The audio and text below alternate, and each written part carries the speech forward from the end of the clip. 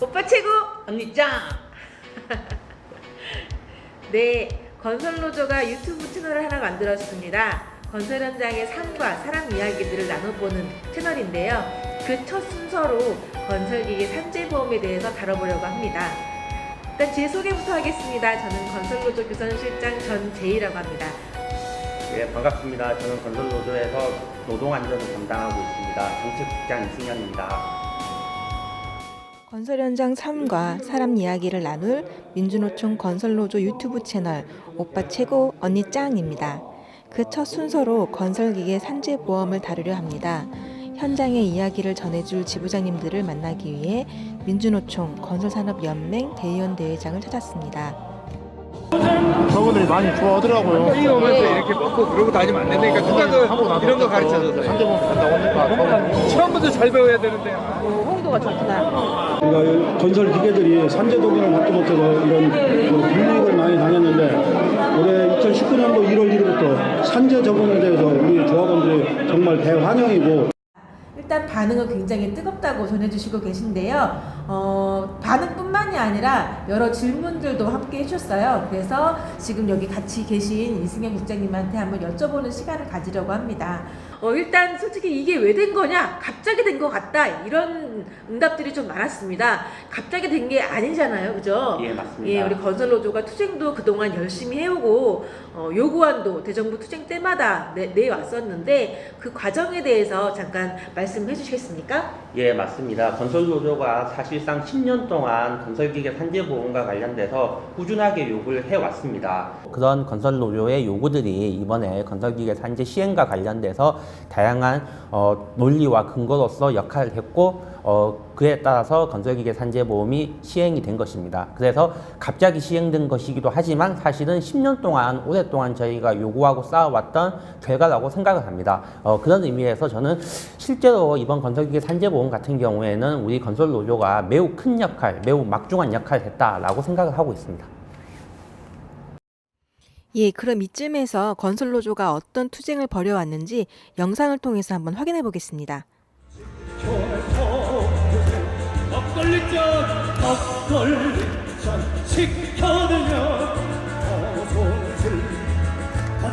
사람이 태어나서 60을 산다지만 제 노동자는 오직 하루 해방의 그날 위해 온갖 너희 놈들 아무리 깨어나도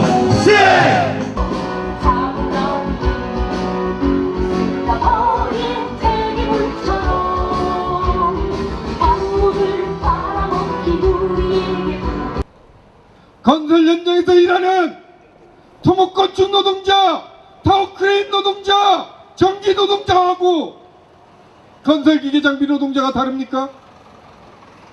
원장이 책임지고 안전관리를 하면서 왜 건설기계 장비 노동자들은 산재보험 혜택을 받지 못하고 있습니까? 수년간 10년간 요구해왔습니다.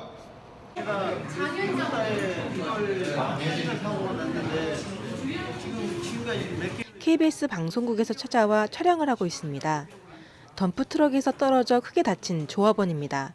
당시 이 조합원님은 자신의 돈으로 병원비를 치르고 있었습니다. 수개월째 일도 나가지 못했습니다.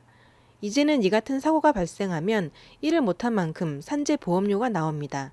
병원비도 산재보험으로 처리가 됩니다. 건설기계 27개 기종 중에서 레미콘만 적용되던 산재보험이 건설기계 전체 1인 차주를 대상으로 올해부터 실시되고 있습니다.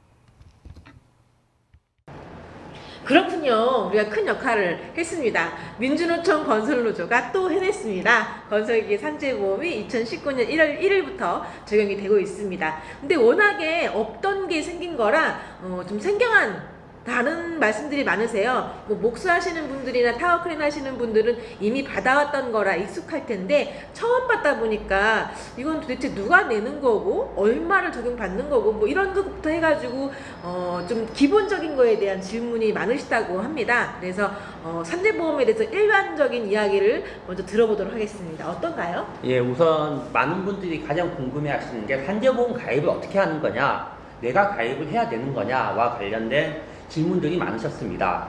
산재보험 가입의 법적인 주체가 누구인가를 확인하는 것이 중요합니다. 아시다시피 법적인 주체는 건설회사, 특히나 원청입니다. 따라서 산재보험에 가입을 해야 되는 당사자는 원청이다. 라고 먼저 말씀을 드리고 싶습니다. 그러면 원청이 가입해야 되는 거면 건설기계 노동자들은 별달리 해야 되는 게 없는 거네요. 예, 맞습니다. 뭐 예. 접수를 시킨달지 뭐 이렇게 서류를 쓴달지 이런 거 없이 원청에서 알아서 한다는 말씀이시죠? 예, 맞습니다. 예, 아시다시피 건설 현장은 수없이 많은 업종과 공정에서 다양한 사람들이 일을 하고 있습니다. 원래 산재보험은 한 명 한 명이 가입을 하는 것이 원칙입니다. 하지만 건설 현장은 그 해당 공사 기간 동안에 수없이 많은 사람들이 왔다 갔다 하는 방식이어서 한 명 한 명을 일일이 가입하는 것이 현실적으로 매우 힘듭니다. 그래서 해당 현장을 갖다가 통째로 원청이 산재보험에 가입을 하는 방식입니다. 아, 통째로 가입을 하는 방식이군요. 그러면 내가 어떤 하루 일을 했든 3일 일을 했든 혹은 한 달 내내 일을 했든 그 계산은 원청이 한다는 말이네요. 예, 맞습니다. 예를 들어서 제가 덤프트럭을 운전하고 있는데 이 덤프트럭을 가지고 해당 현장에서 일을 한다면 이 현장 자체가 산재보험에 가입이 되어 있는 현장이기 때문에 내가 별도로 산재보험에 가입을 할 이유는 없습니다. 예, 그 현장 자체가 통으로 원청이 산재보험에 가입이 되어 있는 현장이기 때문입니다. 다만 한 가지 주의할 게 있습니다. 내가 산재보험을 담당하는 근로복지공단에 나는 산재보험 가입의 혜택을 받기 싫다라고 적용 제외 신청이라는 걸 하게 되면 산재보험에 가입이 안 되게 돼 있습니다. 혹시라도 현장에서 회사에서 이런 것과 관련된 요구가 있다면 꼭 저희 건설노조에 연락을 하셔서 함께 대응을 하시면 좋을 것 같습니다. 어떤 걸 질문 많이 하세요, 현장 조합원님들이? 이제 그 산재 관련해서는 외부에서 사고가 발생 시 그것도 적용 가능한가? 라는 그 질의가 많이 합니다. 내렸어요. 다른 사고 나도 카톡 받냐고. 내려도 다른 안전사고? 카톡 받냐고. 다른 일을 하다가 그냥 내렸어요. 하다가 뭐 안전사고 나도 적용이 되느냐. 대충 이야기를 했지만 조합은 그거에 대해서 진짜로 몰라서 의문을 갖는데 한 사람들 우리 내가 그날 그 상대로 보면 이 현장에서 짐을 싣고 나가다가 도로 나갔을 때도 적용이 된다는 게 확실하다. 그래서 그 부분은 의아해하지만 좋아하는 사고도 많이 나니까. 예, 우리 어렵게 우리 정치국장님 모시고 이야기를 나누고 있는데요. 기습 질문 한 가지 한번 던져보겠습니다. 준비 전혀 안 된 상태에서 던지는 질문이라 잘 될지 모르겠지만 우리 건설기계 산재보험 적용된다고 하니까 여쭤보시는 질문 중에 하나는 진짜 되는 거냐, 정말 되냐 이런 물음들이 많았어요. 근데 원래 그 건설기계 27개 기종 하기 전에 레미콘이 먼저 하고 있었잖아요. 레미콘에서 산재보험이 적용이 돼서 실제 혜택을 받은 사례를 들으신 적이 있나요? 예, 실제로 레미콘 같은 경우에는 레미콘 운반하는 과정에서의 사고도 많이 있지만 레미콘을 수리하는 과정에서 레미콘에서 떨어져서 다치는 경우들이 많이 있었습니다. 이럴 경우에 산재보험에 가입이 되어 있다면은 산재보험 혜택을 받아서 산재보험을 통해서 병원비라든가 이런 것들을 해결했다라고 하는 사례를 저는 여러 번 들어서 알고 있습니다. 네. 예, 그러면 산재보험 그럼 지금 레미콘 같은 경우에는 이제 병원비나 이런 것들을 지급받았다라고 하는 건데 산재보험을 가입하게 되면 여러 가지 혜택이 있는 모양이에요. 어떤 게 있는지 말씀해 주실래요? 예, 맞습니다. 일반적으로 저희가 심하게 다쳐서 병원에 입원을 했을 경우를 생각해 보시면 쉽게 이해를 하실 수 있을 거예요. 우선 첫 번째는 병원에 입원하면은 병원비가 발생합니다. 두 번째는 심하게 다쳤을 경우에는 요새는 간병인을 많이 쓰는데 그에 따른 간병인 비용이 지급이 됩니다. 그리고 세 번째는 어쨌든 내가 한 달이나 두 달 입원을 하게 되면 그 기간 동안에 생계를 유지해야 됩니다. 거기에 대해서 그 산재보험에서 휴업급여라고 해서 일정 금액을 이런 생계 유지 차원에서 지급을 하는 제도가 있습니다. 예, 또 이런 경우가 발생하면 안 되겠지만 실제로 건설 현장이 매우 위험하기 때문에 사망 사고가 발생할 수가 있습니다. 이럴 경우에는 남겨져 있는 유족분들한테 유족연금 형태로 해서 공단에서 지원을 하고 있습니다. 이런 식으로 산재보험을 통해서 다양한 혜택들을 받을 수 있습니다. 다쳤을 경우에는 많은 것들이 이 산재보험을 통해서 해결이 될 수 있다는 걸 말씀해 주신 것 같습니다.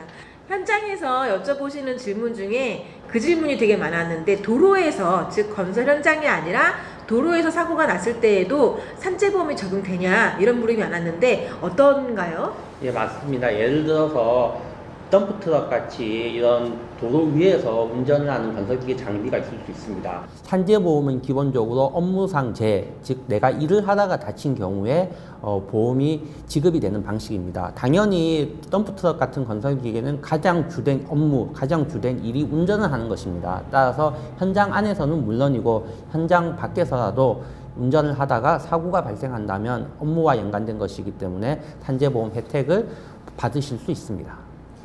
반면에 또 이런 질문들도 하시더라고요. 건설 현장에서 이제 장비를 운전하다가 잠깐 내려가지고 뭐 한바 식당에 간달지 뭐 등등의 경우에도 다쳤을 때 산재를 받을 수 있냐 이런 물음도 있던데 어때요? 예, 맞습니다. 업무상 재해라고 하는 것이 일을 하는 것뿐만이 아니라 일과 연관된 것들도 같이 포함되는 개념입니다. 당연히 일을 하다 보면 밥을 갖다가 먹고 일을 해야 될 수밖에 없고 현장 내에 있는 한바 식당으로 이동하다가 다친 사고라고 한다면 산재보험의 혜택을 받을 수 있다라고 봐야 될 것 같습니다.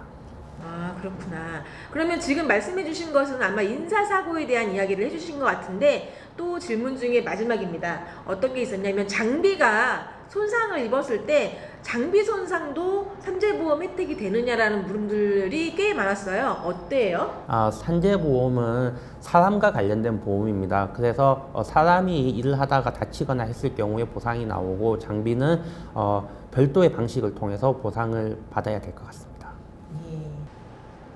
그러면 굉장히 좋은 혜택들이 많은 산재보험인 것 같은데요. 일반 사보험보다는 아마 공공기관에서 하는 거니까 쌀 거라는 생각은 듭니다.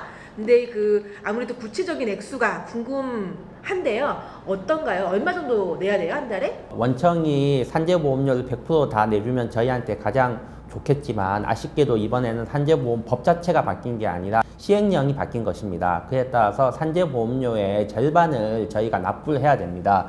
그 절반의 금액이 한 달로 치면 약 3만 원 정도입니다. 그것을 30일로 나누면 하루에 1,000원 꼴입니다. 내가 만일에 현장에서 3일 동안 일을 했다. 그러면은 약 3,000원 정도의 산재보험료를 원청이 저희한테 납부하라고 할 수도 있습니다. 2019년 1월 1일부터 건설기계 산재가 시행이 되었습니다. 시행 과정에서 수없이 많은 일들이 있었습니다. 그럼에도 불구하고 시행할 수 있었던 데는 무엇보다도 우리 건설노조, 건설기계분과 간부님들이 그리고 우리 조합원님들이 지난 10년 동안 쌓아왔던 것의 성과가 아닐까라고 생각을 합니다. 건설노조 화이팅! 화이팅! 그러면 이것으로 마치겠습니다. 지금까지 오빠 최고! 언니 짱! 이었습니다.